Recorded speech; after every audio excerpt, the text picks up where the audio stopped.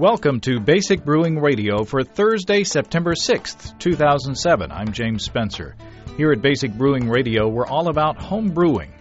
Well, this week we bring in two marketing experts to help us with selling the concept of drinking homebrew to our friends and relatives.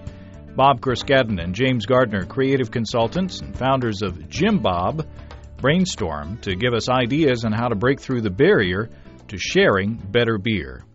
Well, if you're new to homebrewing and would like to get into the hobby for the first time, check out our website, basicbrewing.com, where you can find archives of our audio and video podcasts and our DVDs to walk you through basic and more advanced brewing techniques. Well, I want to start off this episode by marking the passing of a beer legend. As I'm sure you've heard, Michael Jackson, the beer hunter, passed away August 30th. There are those in any industry or profession who are pioneers and trendsetters and blaze a trail for those who come after. Any of us who consider ourselves beer journalists are following on the trail that Michael Jackson laid down. His respect for beer and those who make it is an example that we must follow. Those of us who are in search of the perfect pint, whether it's purchased or homebrewed, owe Mr. Jackson a debt. Unfortunately, I didn't get a chance to meet him myself, but you can read tributes from those who did at the Brewers Association site, beertown.org/Michael Jackson. You can also read memories and plans for commemorative toasts at his blog, michaeljacksonthebeerhunter.blogspot.com. And I'll post links to those sites on basicbrewingradio.com. Well, I think one of the ways that we can pay tribute to Michael Jackson is to continue our own quest for better beer. Let's take a look into the mailbag to see how we can further that cause.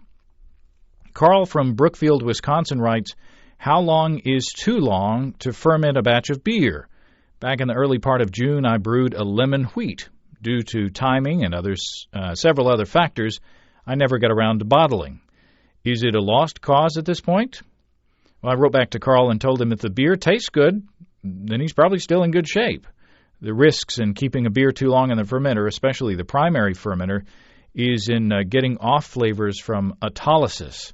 It's where the yeast dies and excretes off flavors into the beer. Autolysis being described as a rubber band flavor, and I believe it was John Palmer in this program who described it as similar to dried soup. If it's in the secondary, there's less yeast to come in contact with, so the danger of autolysis off of the yeast in the secondary fermenter is less. Also, if you leave the beer for an extended period of time in the fermenter with a lot of headspace, you might get some off flavors from oxidation, but I think I'd worry more about flavors from the old yeast. But again, I'd say if the lemon wheat still tastes like a lemon wheat, bottle it up and see how it comes out.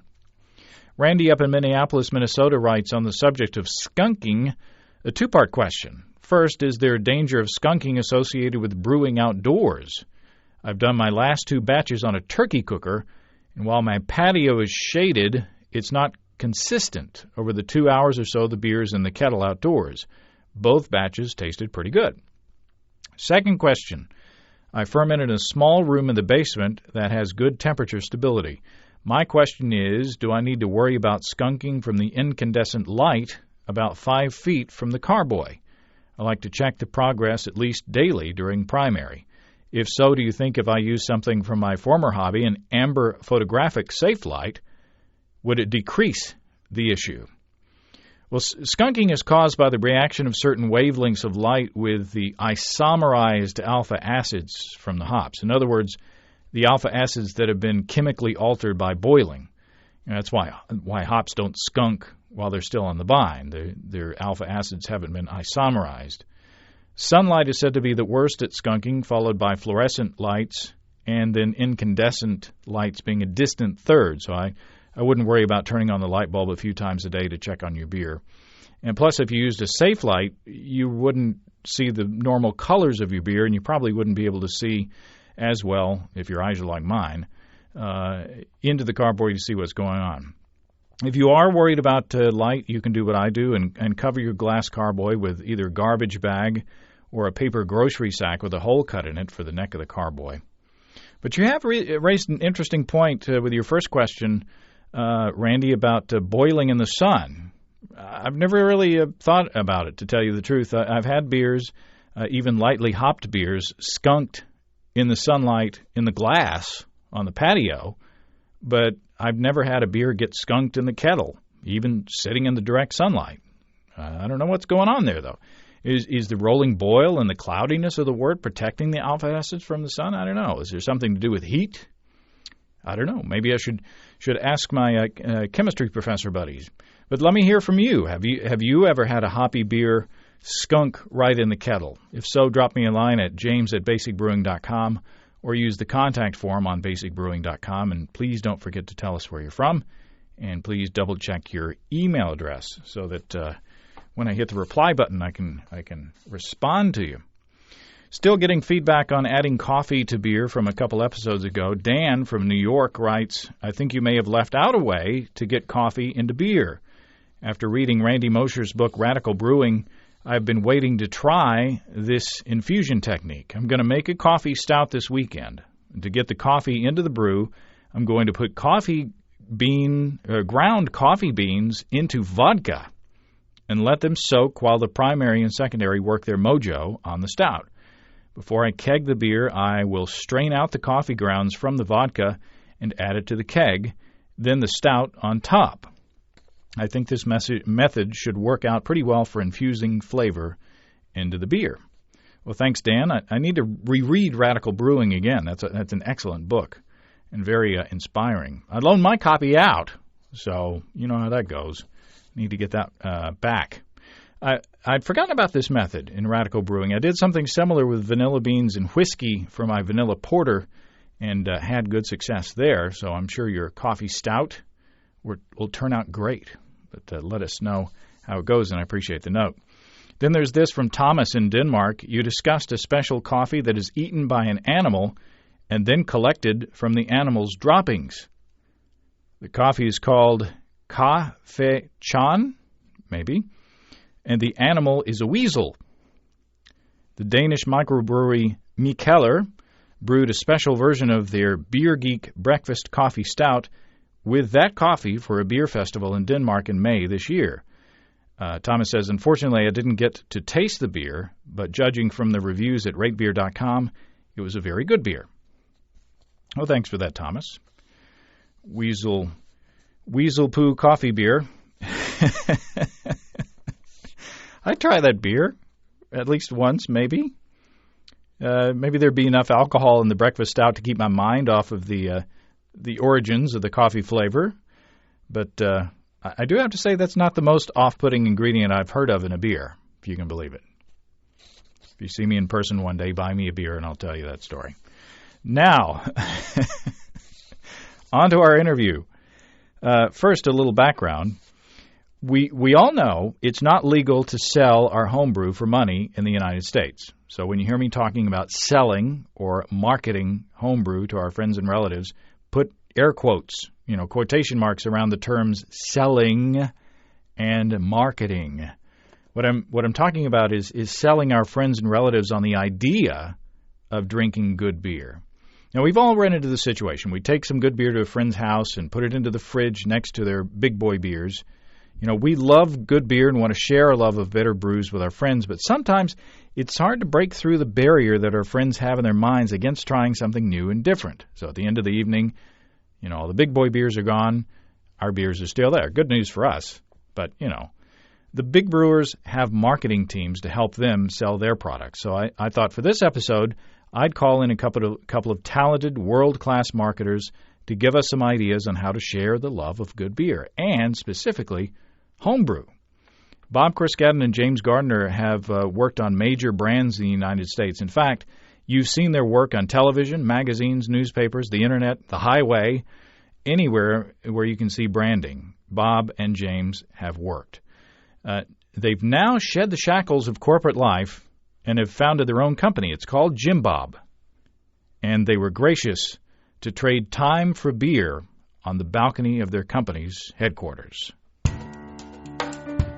Well, Bob Corscadden and James Gardner, welcome to Basic Brewing Radio. Well, thanks for having us here today. Pleasure to be here.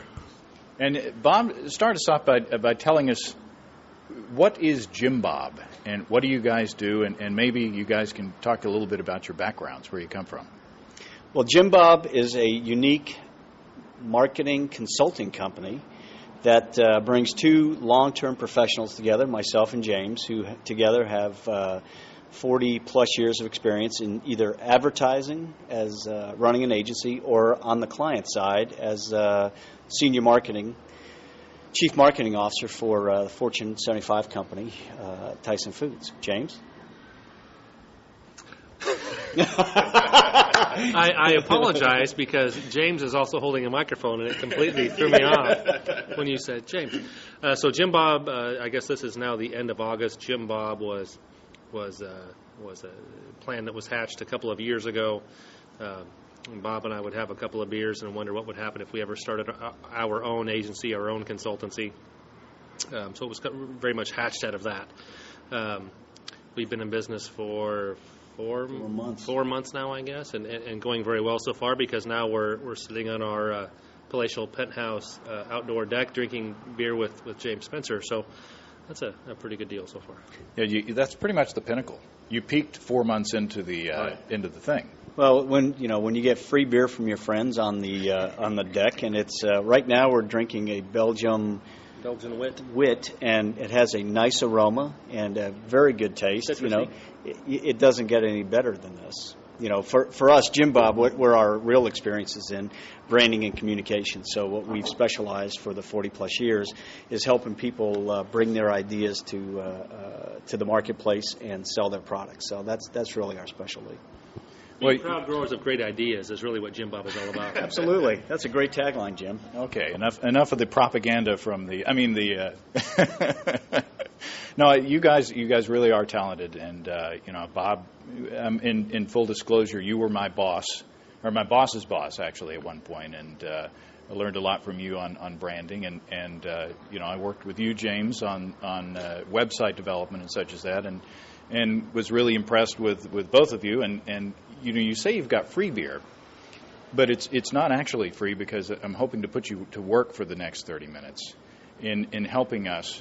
And we as homebrewers, the homebrewing community, have come to you on advice on branding and quote-unquote selling our beer to our customers, which is our family and friends. And we can't sell it legally. You cannot sell homebrew. But there is a sales pitch that goes on when you sell the concept of drinking homebrewed beer to your friends and family. And a lot of times what we find out is that as I walked in today, both of you guys had a can of Miller Lite in your hand. And and by the way, it's 3 o'clock on a Friday afternoon. and James immediately blamed Bob for that. But give us some background on what we're battling against with our brand, which has we're starting at ground zero, and we're trying to get into the brains of people who drink the bigger beers. What are we up against? Well, I think first of all, I think we all realize that the brewing industry today spends tens, if not hundreds of millions of dollars communicating to consumers about their beer. And, whether it's Miller Lite, Bud Light, Amstel, Corona, all of them have the same mission, which is to try to get you to drink their beer. And they use all kinds of different tactics, whether it's a internet site, TV advertising, print, point of sale in the grocery or liquor store, packaging. There's a whole host of means they use to bombard you with the message to pick up their beer. So I think as a home brewer, the best expectation you can have is probably not to replace the beer that they're drinking today, but to actually get into their consideration set. So when they're sitting around thinking about having a beer, they think not only, well, I'm just going to have a Miller, but I might have a Miller, and boy, my friend had that really good beer. I think I'm in the mood for that tonight. So what you're really trying to do is get in the consideration set, not necessarily replace what they're already doing. And in typical Jimbob form, I'm not going to completely agree, because my perception, and I'm of course we're speaking in Fayetteville, Arkansas, and I'm originally from Seattle, where beer is snobbery is prevalent everywhere. I would, if my friends saw me drinking a Miller Lite or a Bud Light, I mean, they would scoff at you if you ordered one in a restaurant or a bar because there's so much great beer there. So it's even how do you change a potential customer's perception of beer in the first place? That beer can be more than just something that is just cold and wet, and a means to an end basically, on a tailgating thing. Whereas beer can actually be an indulgence. Really good beer can be like ordering a very nice bottle of wine at a restaurant or ordering a very nice brandy. It can be that same sort of mentality, and I think that's an easier angle to attack for home brewers than it is to try to tackle the other aspect. But Jim, don't you think that for most of us, and I'm a diehard beer drinker. I don't drink anything else but beer. That maybe people don't know that aren't from Seattle, that don't have that beer snobbery going for them, that have only had the beers from national manufacturers, really don't know what a good beer tastes like. How do you educate them on what a good beer? How do you educate them that? Because a big part of branding is all about education. So, what advice would you give to somebody to try to educate them that the beer you normally have is not really beer? Is not the right thing. And James would agree. So, I think a critical thing that James could do in this case is to, what I would do if I was James is I would give me, Jim, from Jimbob, at least 3 or 4 cases of this Belgian wit. Well, don't forget the Bob part of Jimbob. I don't know if you're interested in this or not, but I'm a serious evangelist, so I can go and help recruit and build this market segment for James. But what I would wonder is that if you can't, and you put an emphasis on this, you can't legally sell beer. Correct. So when you say you want to sell beer to friends and family, quote unquote, what does that selling mean? Them just expressing interest in it? Just, when we get into home brewing. Mow your lawn for beer? No. When we get into home brewing, right, we get into this passion, and we want to share it with other people. Sure. And we run up into this barrier where, you bring a couple of 6-packs of homebrew, this, wonderful Belgian something, or, a hoppy IPA or some, something wild and wacky that you've come up with that tastes just about like this wonderful beer that you tasted in another. And you have all this enthusiasm inside of you, and you want to share it with people like Bob.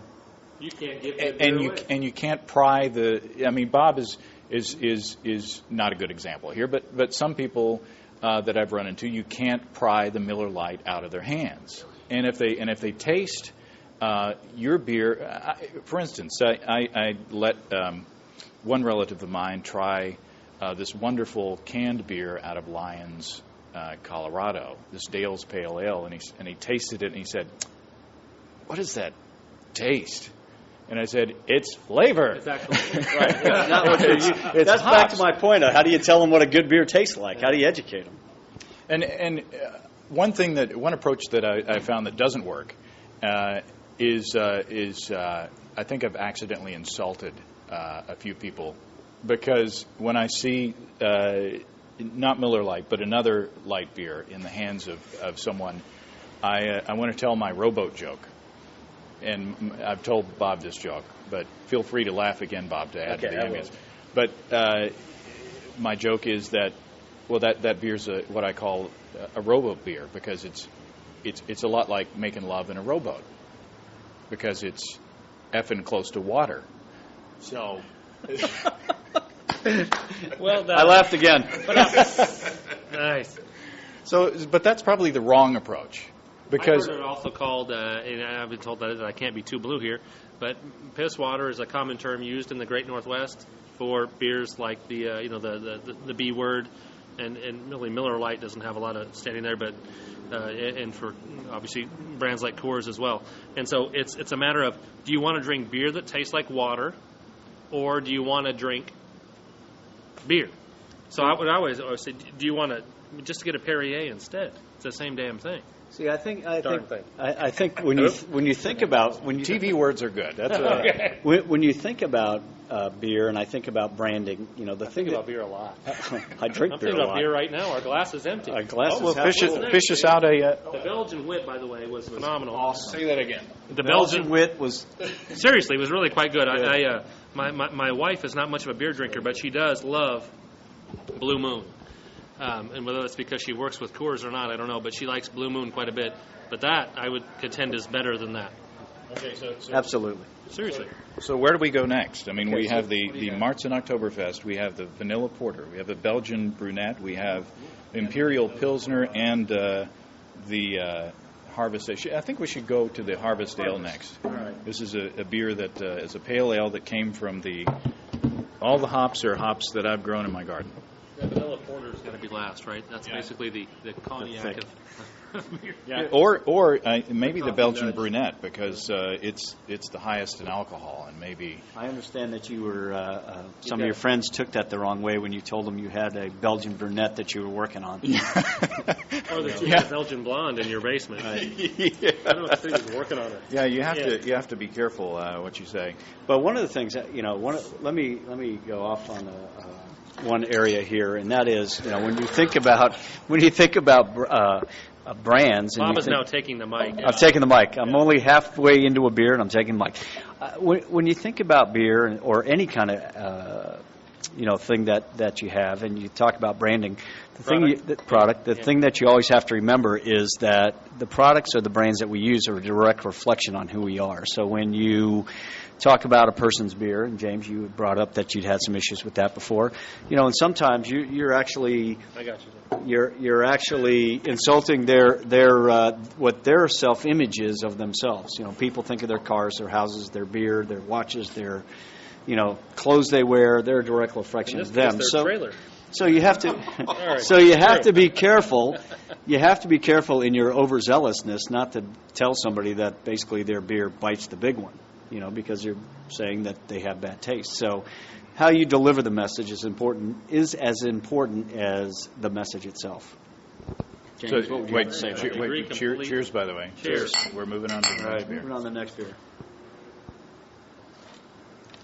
How you describe the other thing is, I know when I've sat with people that are home. That's very good. That's Sorry, very good Bob. too. It's very good. I love good beer. I love beer. When I was in Seattle just a couple months ago. Bob, I got to run you over. I'm trying to tell the audience something that they might be able to use. But go ahead with your story that has no impact. Yeah. Nice presumption there, Mister. I only drink Miller Lite. You have no value to add here. Go. All right, so traveling to Seattle, 8 times or so in the last year, and each time I went, I took somebody from Arkansas with me who had not really ever been exposed to true microbrews at all. And watching their reaction when they went into just a hole-in-the-wall pub downtown, and when they saw that there were 10 or 15 different microbrews that were available and not really sure what they were about, and they would try one, and there's so much flavor and effervescence. I mean, they're just phenomenal. And, of course, the alcoholic content is a little bit higher than your typical Miller Lite or Bud Light.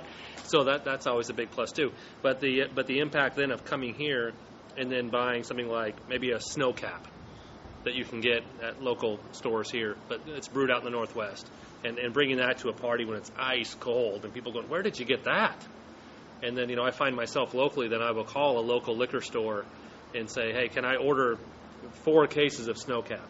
And they'll ship it, Liquor World will ship it in from Seattle for me so I can keep it in the fridge for as long as I can. So, and then In James's case, that's about a week. It's quite honestly, it's about a week.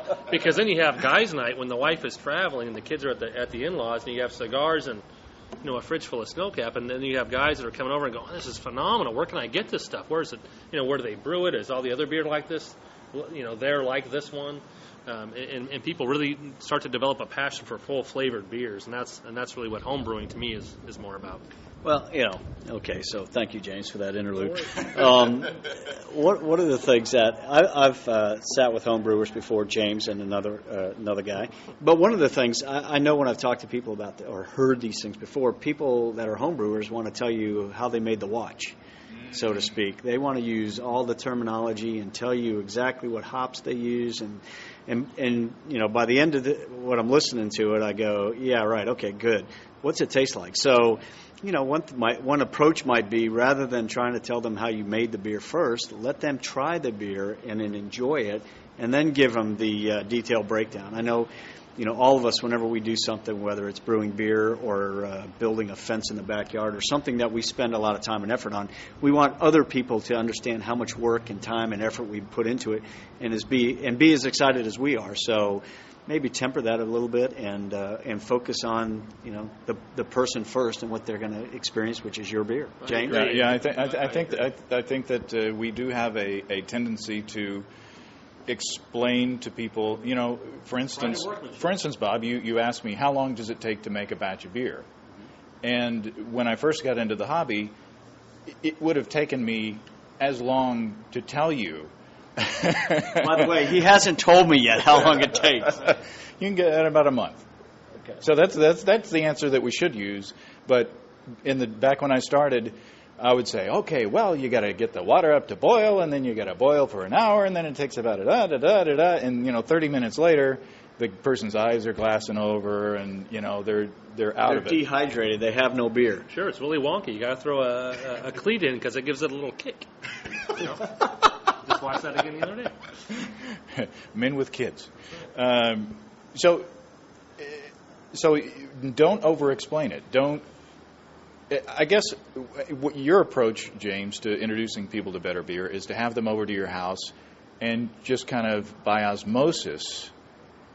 It's atmosphere. Atmosphere is everything. Think about the best experiences you've had where you had the best meal, where you've had the best glass of wine, those sorts of things. It isn't necessarily because the food itself was great. It was the atmosphere of the whole thing. And it'd be more analogous to wine again, because to me, home brewing beer, quality beer, is very analogous to wine. You don't order a bottle of wine in a restaurant, and they bring you the bottle. They don't flip it around so you can read the cute, quaint story in the back of the bottle first, which is to Bob's point. Right. They show you the label in the front. Is this what you've ordered?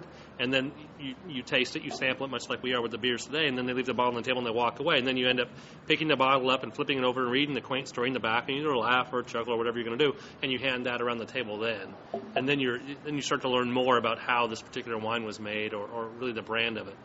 But it has to start with the taste of it first. So for me, having people at my house and then having good beers available for them and sharing them with them makes a huge difference, because if they go to the fridge and the Miller Lite's not in there, and there's not a Corona, right. They're going to they're going to ask a question about it more often than not. Is what they'll do. What should I have? And they're going to point them in a direction then. Well, and I think most people, when they become interested in any subject, they start to ask more questions. And by the end of the evening or the event, you get to tell your entire story in a way where people are now receptive to it and really want to understand.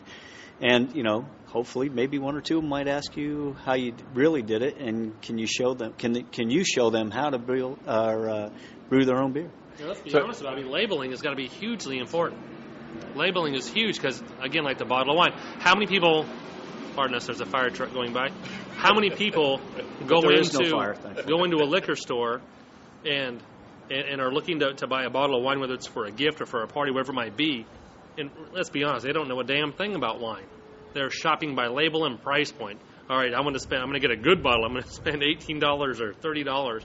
Now, which one looks good to me? They kind of go that route. So labeling is really important. And I think, just to build on that, I think, James is exactly right about the labeling. If you look today in, most liquor stores that I go in, well, it's not that many, but all of them in Northwest Arkansas, you see Yellowtail, you see Bear Claw, you see all kinds of names that you never saw before. Fat Tire. The labeling of beer and wine has gotten much more creative over the last few years than before. It's not so stuffy, maybe in some cases unapproachable. So do you have the capability to produce labels for your beer that could really set the tone for what it is?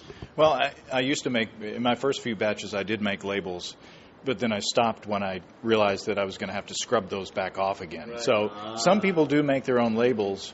As you can see, these bottles are clean, and but the only labeling is on the a marker on the cap. Mm-hmm. But I think that presentation, to your point, presentation is important. If you serve your homebrew in old nasty beer bottles that haven't been cleaned, right, nobody's going to want to drink that. But if you serve your beer bottle either in a nice, clean bottle, or if you want to go to the extra effort and put your own label on there, that shows some pride of ownership and shows that you care about the product itself.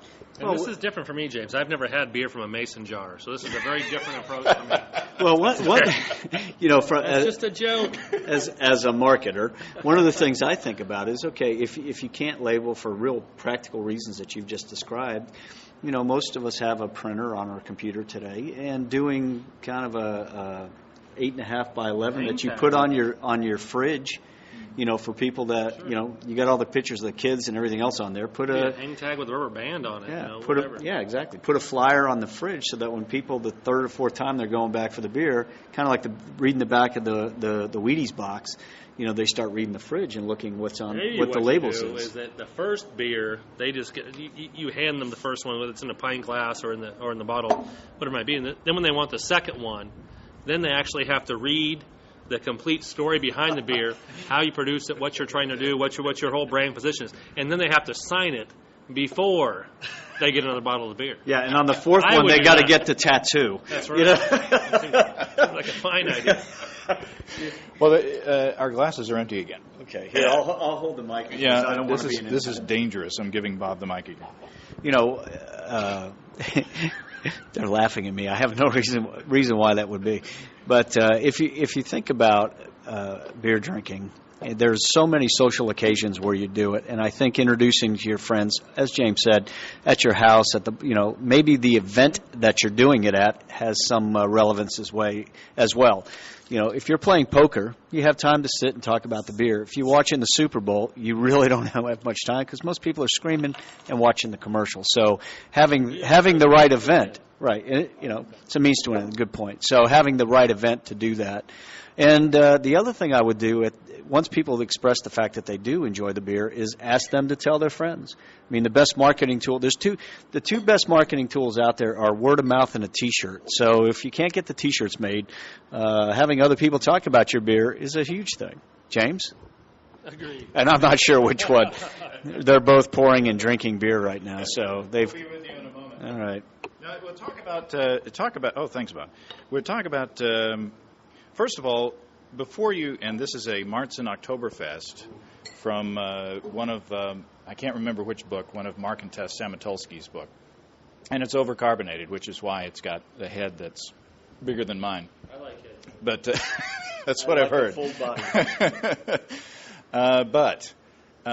And James doesn't mind the dregs, so he's pouring every last little ounce of it. Oh, really? Are you not supposed to drink the bottom of it? Well, if you care about your beer clarity, as a part of presentation, you leave the little dregs in the bottom of the because it's yeast. Because now they're in the bottom of my glass. But it's just yeast, a little vitamin B there, and then some styles you're supposed to have the dregs in there.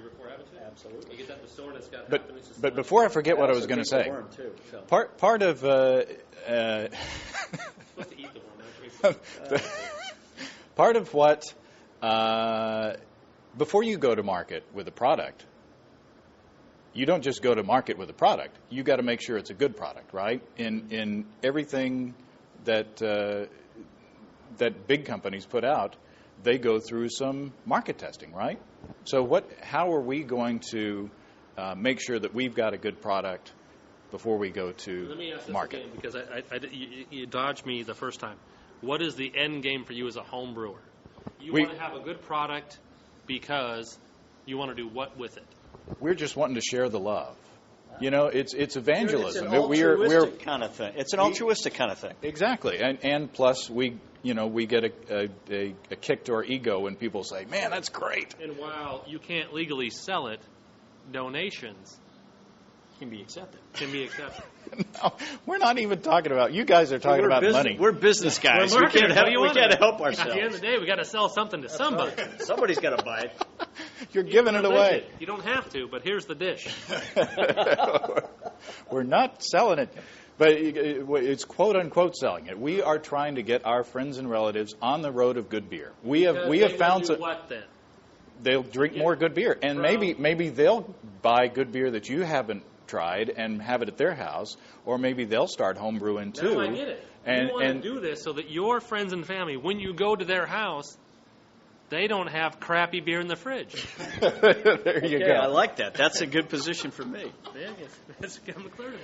But market you guys have focus groups. Well, one of the tools is focus group. There are so many ways to find out whether a product is good or not, and really all that really matters in the end is what the consumer thinks, or in your case, your friends and family. You may love that beer, but if your friends and family don't like it, then it's not it's not an ongoing concern where you're going to be able to get your friends and family to try it. The other thing to remember is you only get one shot. If they drink a skunky beer first, or a beer that you think is just great, but it's just too overpowering, or doesn't taste right, the probability of them trying it again, it's going to be tough to twist their arm. So you got to make sure it's right coming out the gate. James, you've had a lot of experience in this area. I don't drink beer in shots, for starters.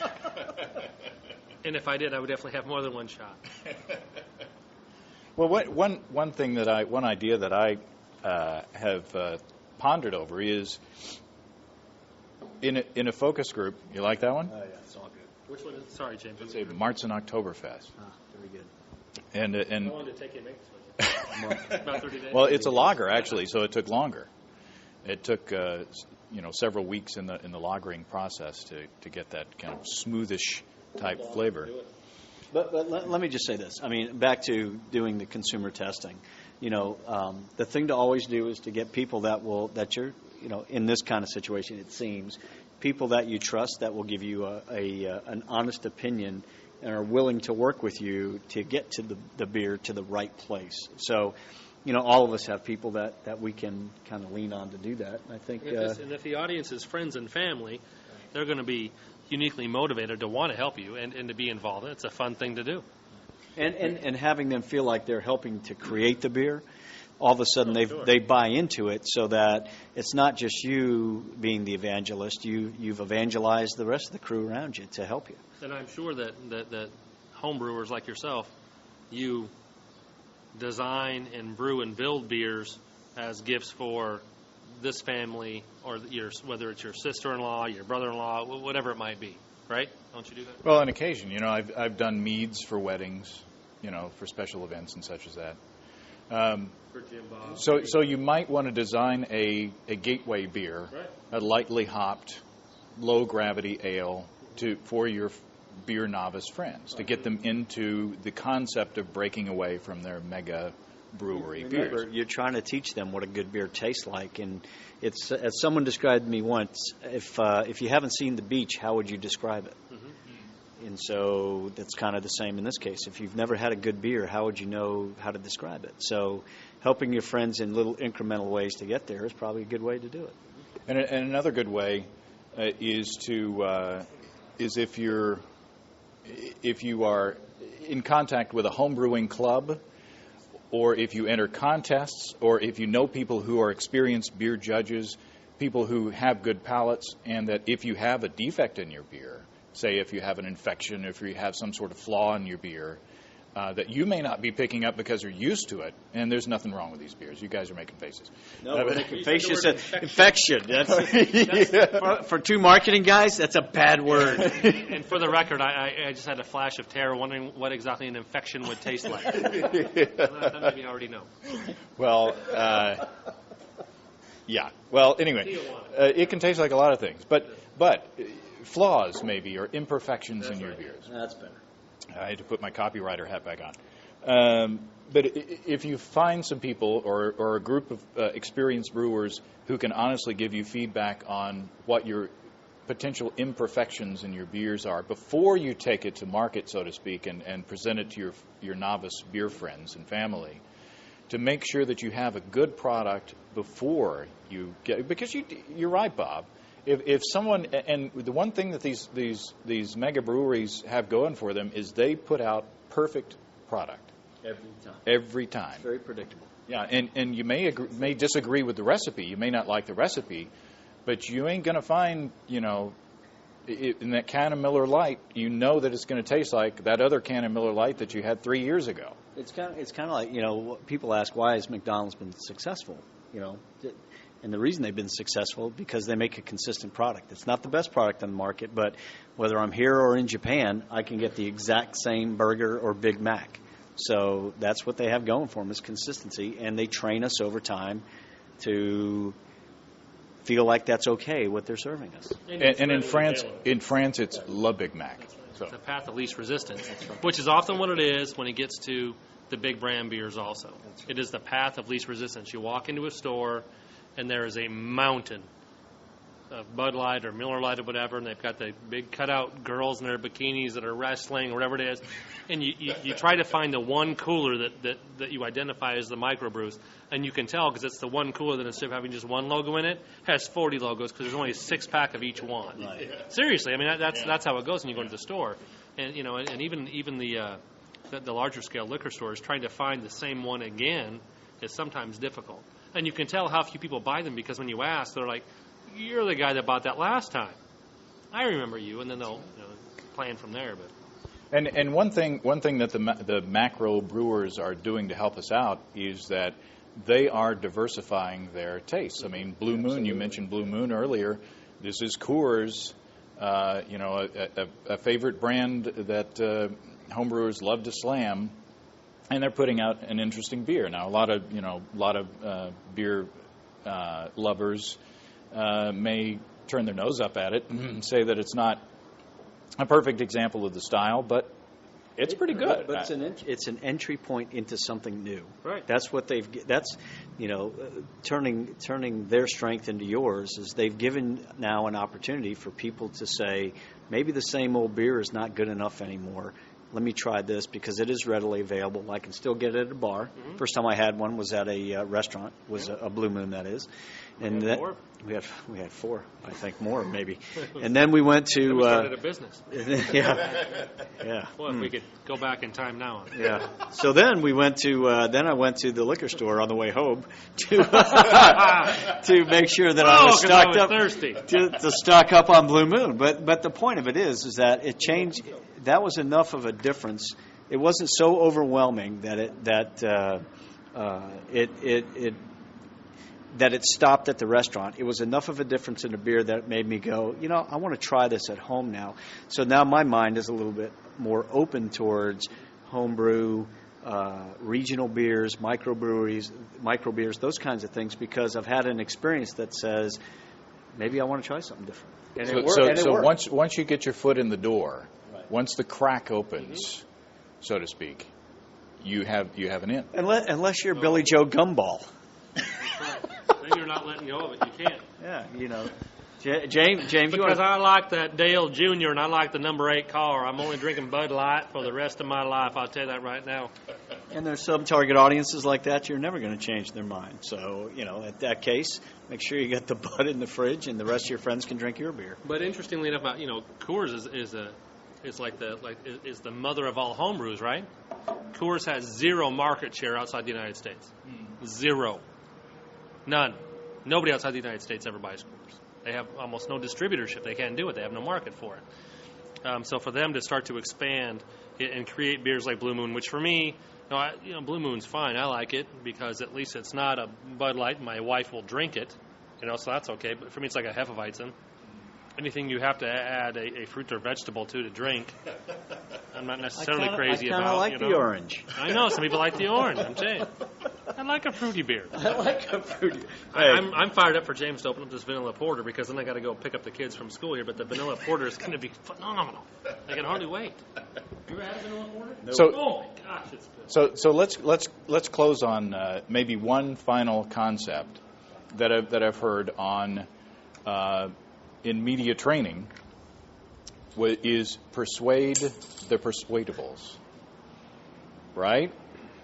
You find the people, those people that you talked about that the Billy Joe Gumballs, they ain't switching.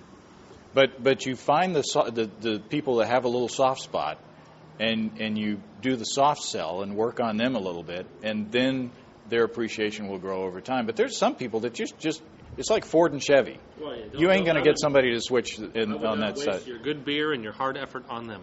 There's no point in it. And what I would do personally, if I was a home brewer, it doesn't make them bad people, by the way. It just doesn't. No. No. Just because you like one style of beer and you don't want to be adventurous doesn't mean you're a bad person. Doesn't mean you're stupid. Doesn't mean you're anything bad. Right. It's just no preference. That's I think it makes them horrible. Now I've made really bad beer before. And of course, in Seattle is filled with places where you can go and brew your own beer. It's a really cool thing. Businesses, small businesses. Oh, it's really neat. You go in, they have recipes. Everything's all set up for you already. You go in and you say, I want to make a porter, whatever it's going to be that you want to make, and you can design your own labels and bring them back. So it's a pretty cool thing. But if it was me, and I had been brewing beer as long as James has, I would absolutely schedule events around this where, again, I could control the experience of the people that were going to be having the beer. And it was a dinner party sort of thing, and you eventually get to the point where you're going to open the beer that's the featured beer.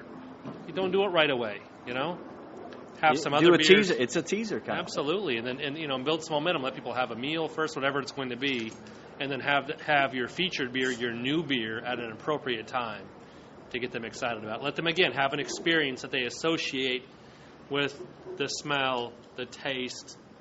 By the way, James is hitting me as he's talking. I am. I can't help myself. But I think, and James hits on a critical point. In the world of marketing, we talk about experiential marketing quite a bit. And that's, in the end, that's what it's all about. It's the experience I had when I had that beer or did something. You have a sight, you have a smell, there's sounds that are associated with it. So really, how do you involve your five senses in creating that experience so that when people leave, they remember remember the party we had this at? All of that is together. The smell of it. The smell, the hear, the sight. The taste, the texture. Well, I've just poured the final beer for James. And cheers, guys. Notice he didn't say Bob. Which one is it? This is the vanilla porter. Oh, the best one. So thanks to you guys. And is that a good wow? That's okay. I've reached the limit of my beer exploration. I prefer to go back to the last three that we had. Bob, out. Finally goes out on this one. I will say, in signing off for James so he can turn his recorder off, that having met James 5 years ago, this is the first time I've actually been invited to sample his beer, so I'm not very happy about that. But I will say but it has been a pleasure. But the experience that James created on our deck, overlooking the town and drinking the beer, makes me want to put it in an order, even though he can't sell it to me. Well, there you go. But he can mow your grass. Well, thanks, guys. Bob Corscadden, James Gardner. Jimbob is the name of the company. www.jimbobcreative.com. Proud growers of great ideas. And you will find a link to that site in the episode description of this episode on basicbrewingradio.com. Thanks, guys. Thank you. We enjoyed it. Drinkers of good beer. Well, we got to change it. Proud drinkers of good beer. And I can't wait till the next episode when he interviews us on the next topic. Well, thanks again to Bob and James. It was a lot of fun. Hope you were able to get some ideas on how to share good homebrew with your friends and relatives. Hope you had fun, too. Keep fighting the good fight. And you can find a link to jimbobcreative.com on basicbrewingradio.com. And if you have ideas on how to share homebrew with your friends and relatives, how to break through that barrier, drop me a note. Let me know. I'm going to try to continue to push Bob's envelope on beer styles. He was stuck with us there all the way up to the vanilla porter, but, it's just a little too much flavor for him. But he'll get used to it. Pretty soon I'll be, dragging out the Avery Maharaja and the New Belgium La Folie, and we'll see what he thinks about that. If you have brewing questions, show suggestions, or just want to say howdy, write to james@basicbrewing.com or just fill out the contact form on basicbrewing.com. And please don't forget to tell us where you're from, and please check your email address. And while you're on our site, you can check out our online shop where you can find great pricing on our DVDs and a combo deal to save you even more. In our first DVD, Introduction to Extract Home Brewing, we walk you through the extract brewing process step by step from boiling to bottling. And in Basic Brewing, Stepping into All Grain, we take you through the all grain process from milling your grain to collecting your wort. You can see a listing of the fine folks across the country who sell our DVDs on basicbrewing.com. And if there isn't a vendor in your area, you can order it from us online. I'll box it up myself. Remember, we got shirts and hats. including our ever-popular Go Forth and Flocculate shirt. You can see a gallery on our site of people who have worn our shirts to cool places and taken pictures themselves. Thanks to everybody who's continued to click on our Amazon.com link as well. We appreciate the support there. Our featured products this week that were purchased through the link are Mastering the Grill, the owner's manual for outdoor cooking, and Nutiva Organic Hemp Protein Powder, 16-ounce jars, a pack of 2. Thanks again, everybody, and remember, I can't tell who bought what, so no worries there. Just click on the Amazon.com logo on our site next time you feel like Amazon shopping, and we'll get a little slice of that. We appreciate your support. That's all until next week. Until then, thanks for listening. I'm James Spencer. Production help for Basic Brewing Radio and our website is provided by Kelly Dodson, our buddy in Austin, who also designed our logo. Basic Brewing Radio is a production of Active Voicing. We'll talk to you next time, everybody. So long.